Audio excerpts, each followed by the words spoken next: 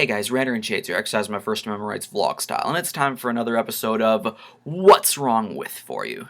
The band we're going to talk about today is a band that up until a few months ago I had no idea people even had problems with at all. The band we're going to be talking about today is Manowar. So let's follow the formula and start this video off by talking about what I like about Manowar.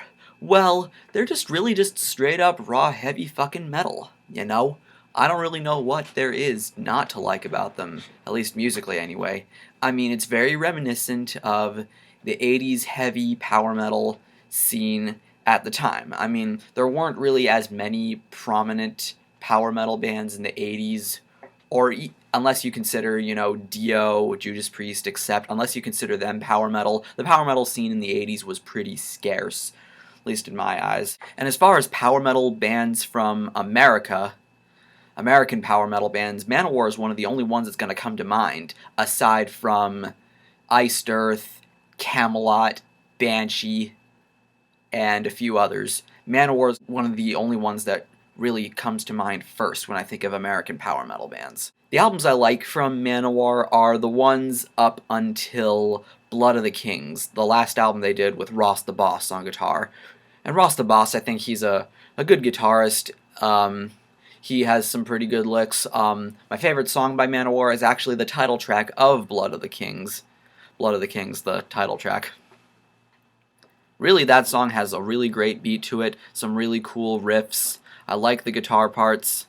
The ending I do think is a bit unnecessary, but, dramatic endings, just epic, It's really a song I can really groove onto. As far as Eric Adams goes, he's got the attitude needed for a heavy metal frontman, especially in the 80s, and maybe even outside of the 80s. Just that attitude that really is needed if you're going to be a heavy metal vocalist, just like I said about Bret Michaels in the What's Wrong With that I made about them. He's got an attitude that's really needed if you're going to be a frontman. Then you got Joey DeMeo on bass and Scott Columbus on drums. That's the 80s lineup. The album that I like of Manowar's, it's not the same now. They got a different guitarist, a different drummer. But, yes, very well-rounded, and they got some pretty cool songs that they put out over the course of those years. Between 82 and 87, I think, is when Blood of the Kings came out. And given that Manowar is a power metal band, they are going to exert this feeling of power into its listeners. That's one of the things I like about power metal, is that when you listen to a lot of power metal bands, you'll feel so epic inside, because the music, the epic music you're hearing is just making you feel like, yes, I can take on the world, kind of thing. That's how power metal is supposed to make you feel. Hence the term power metal. That's where I've always believed that the term came from, because not only did it give you this feeling of empowerment, it's played with such power. That's one of the great things about power metal. Power metal is like my second favorite subgenre of metal after glam metal. Really because of the musical elements. I'm not putting Manowar on a high pedestal with some of my favorite power metal bands. Manowar isn't exactly one of my favorite bands in the power metal scene, but I respect them for the musical elements. Now let's get to debunking the flack. Really, the main thing I hear when people are complaining about Manowar is that their lyrics are too cheesy to be taken seriously. Well, who says that you need to take the lyrics seriously? I mean, again, it's power metal. I don't think power metal lyrics were really meant to be taken seriously in the first place. I mean, the power metal lyrics, they're basically centered around fantasy and fantasy themes, and Manowar, this, like I said, feeling of empowerment, war and fighting, it'll exert a feeling of power. Who says you need to take the lyrics on principle seriously? Sure, the lyrics can be corny at times, but I don't care, as long as the music sounds good. And if the music doesn't sound good, if you're going to complain that the lyrics are the music is too simple or something like that, then I think you're just being picky. I think you've just been warped by all your fucking brutal shit, and won't listen to anything that isn't fucking brutal, which I think is really close-minded. I mean, even the bands that I really like, I don't take them completely seriously. I mean, I guess you'd have to be a fanboy of theirs to take to take their lyrics completely seriously, even with my favorite bands. I don't take everything they say completely seriously. The next complaint I usually hear about Manowar is that they can't go a song without mentioning steel or whatever. Like, heaven forbid a band have a gimmick. I don't see what people's problem is with gimmicks. I don't have a problem with gimmicks. I'm not one of these people that's like, "Oh, gimmicks suck." I mean, what is the fucking problem with a gimmick? I mean, I'm not saying that this is a gimmick of Manowar's, but it can be seen as a gimmick. I mean, a gimmick, it's not what makes the music.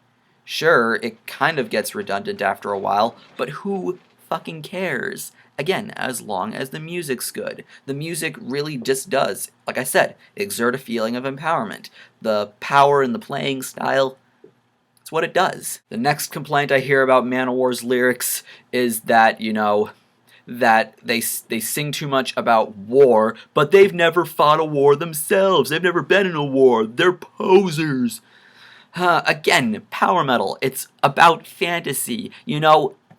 That's where the feeling of power can be, exerted from. This feeling that you're actually in a war. Who cares? Like, if they've never been in a war. It's not like, every single song has to be written from a personal experience. There's no written rule that says that it all has to be from personal experience. Like, if you actually believe that, then maybe, then you must be a people that actually believes that Rob Halford has been elected an electric spy.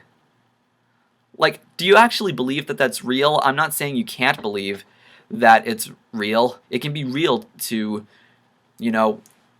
different minds, but honestly, you're just gonna fucking throw Manowar up for not, being in a war? Like, is that any reason to just thumb them down? And the final complaint I usually hear about Manowar is from people who are anti-elitist, like myself.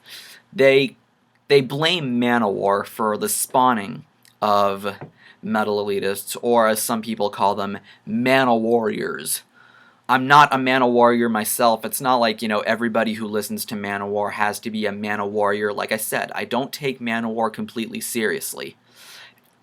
And with that being said, I do not believe that there is such a thing as true or false metal at all, unless all metal is true metal. Even if Manowar were to blame for the spawning of the people that make up the topic of the majority of my videos, I'm not going to hold Manowar as responsible, especially when the music that they make actually, sounds epic, especially for the time. I'm not going to play the blame game. I know that, that the elitism had to, start somewhere. I'm not going to waste my time trying to trace the source. Even if it landed on Manowar, I wouldn't care. It wouldn't stop me from listening to their music, especially when I said it before that I don't take this band completely seriously. I don't even care what they think of, of certain bands that I may like. I don't care what they think of it. It's their fucking opinion. If they want to write songs about it, whatever. It's like a rapper, recording a diss track, It's what they do. And with Manowar writing these anthems for heavy metal, that's awesome. It's like, a song about the gloriness and awesomeness of rock and roll. It's like Manowar writes the equivalent for metal. What's wrong with that? Wouldn't you like songs to be about that? So thus sums up this video, and here's the part where I ask you, the viewer, what's wrong with Manowar? Please be rational and objective when leaving your comments in the comment section below, and have a great day. I'm Shades, and I'll see you next time.